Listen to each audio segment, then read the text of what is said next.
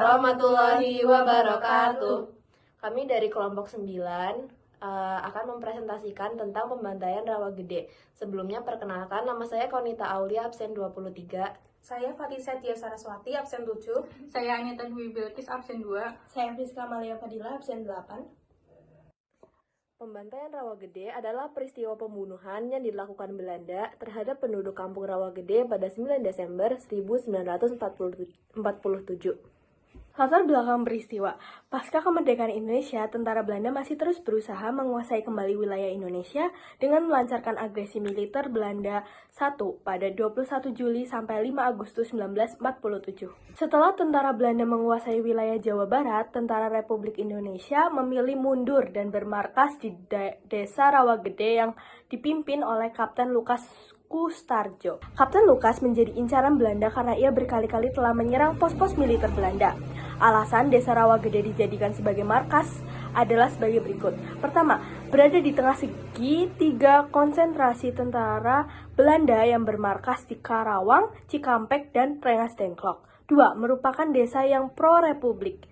3. Letaknya strategis. Apesnya, markas pejuang di desa Rawagede diketahui oleh antek-antek Belanda. Suatu waktu, pergerakan Kapten Lukas tercium oleh mata-mata Belanda dan mereka segera melapor ke pihak militer Belanda. Tanpa pikir panjang, tentara Belanda yang dipimpin oleh Mayor Waciman langsung menyerbu desa Rawagede pada pagi hari tanggal 9 Desember 1947. Dalam penyerangan ini, Mayor Waciman berusaha mencari keberadaan Kapten Lukas, tetapi belum juga ditemukan. Mayor Waciman mengumpulkan penduduk laki-laki di lapangan untuk ditanyai mengenai keberadaan Kapten Lukas, tetapi tidak ada satupun yang mengetahuinya. Para pria ini kemudian diperintahkan jongkok membelakangi tentara Belanda dengan kedua tangan diletakkan di atas kepala.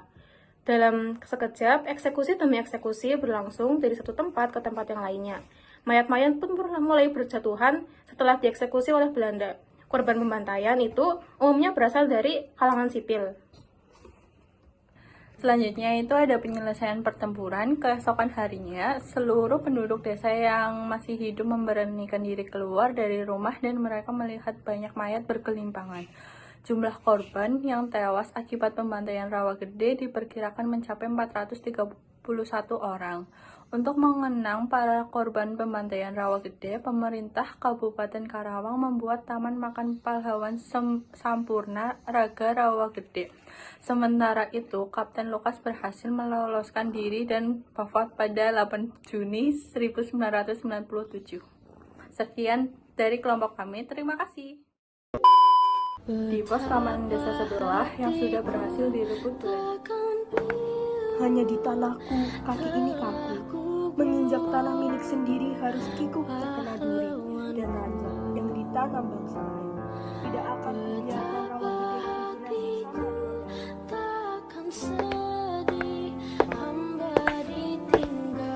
Mungkin ini adalah daerah yang berhasil direbut dalam operasi kalian, Belanda. Tapi ini juga akan menjadi daerah yang berhasil kubebaskan dari cengkraman kalian. Terdengar suara tentara Belanda dari luar panggung mendekat. Kapten Lukas panik dan bersembunyi. Tentara Belanda masuk dengan berbaris, menyambut kedatangan Mayor Belanda. Teman-teman, berkat kerja keras kita bisa merebut daerah ini. Kita harus berpesta untuk merayakan kemenangan atas kudeta kita terhadap Indonesia. Hahaha. Tentu, Mayor. Siap, Mayor. Tapi, Mayor, kita masih harus berhati-hati dengan Kapten Lukas, si orang pribumi itu. Benar, kita tidak boleh lengah. Kemarin dia berulah lagi menggagalkan operasi tim sebelah. Lukas, selalu mengganggu operasi kita. Ya. Tidak, kita tidak boleh lengah. Tapi untuk sekarang, kita pesta saja dulu, Mayor. Benar itu. Kamu pintar. Tentara Belanda keluar panggung. Lampu samar. Kapten Lukas berdiri di persembunyiannya. Kapten Lukas merusak dan mengganti semua pakat Belanda dengan bendera Indonesia. Mendengar suasana perusakan yang bersih, Mayor Belanda teriak dari luar panggung dan memergoki Kapten Lukas yang berlari dari pos tersebut. Mayor menariaki Lukas dan mengejarnya.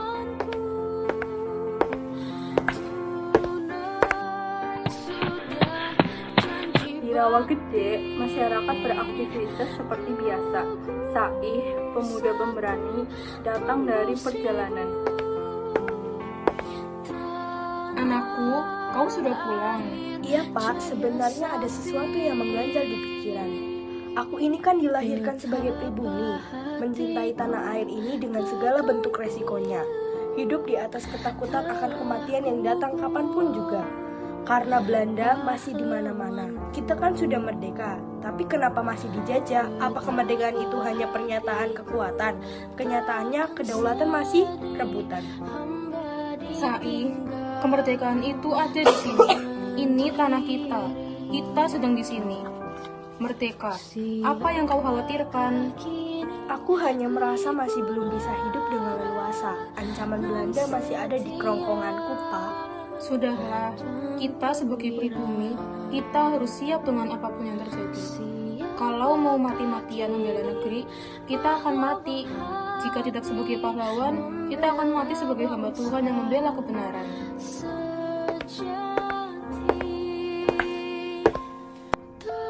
Aku sedang mencari Lukas. Keluar kau, Lukas. Di sini tidak ada yang namanya Lukas. Bohong. Kalian yang sudah sembunyikan Lukas, betul? Kumpulkan semua warga laki-laki di depan saya. Cepat, jangan ada satupun yang tersisa. Baik, Mayor. Aku akan mendapatkan Lukas dan menembak kepala di depan kalian. Cuy, Semua warga toleh-toleh tidak tahu. di mana Lukas? Sial, tidak ada. Kemana kau, Lukas? Tembak mati mereka semua. Nggak berguna. Baik, Mayor. Saih yang mendengar rencana penembakan itu memasang ancang-ancang untuk kabur. Terdengar suara teriakan para istri dan anak. Tembakan Belanda tak terelakkan. Semua warga laki-laki tewas tertembak. Saih tertembak di tangan, pura-pura mati lalu melarikan diri. Belanda meninggalkan Rawagede. Para korban sangat kesakitan, berteriak dan akhirnya tewas. Rawagede menjadi saksi kekejaman Belanda. Lebih dari 300 jiwa melayang, sementara Kapten Lukas yang mereka cari entah di mana. Bapak!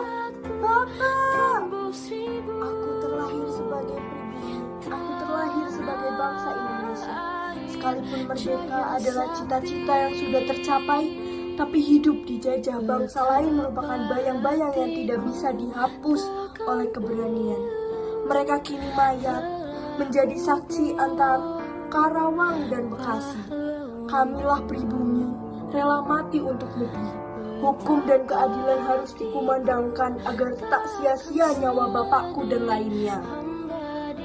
Merdeka atau mati, merdeka atau mati, merdeka atau tidak sama sekali merdeka. 9 Desember 1947, Rawagede menjadi saksi tewasnya 300 lebih jiwa yang tak salah, tak tahu apa-apa, walau keadilan telah dimenangkan.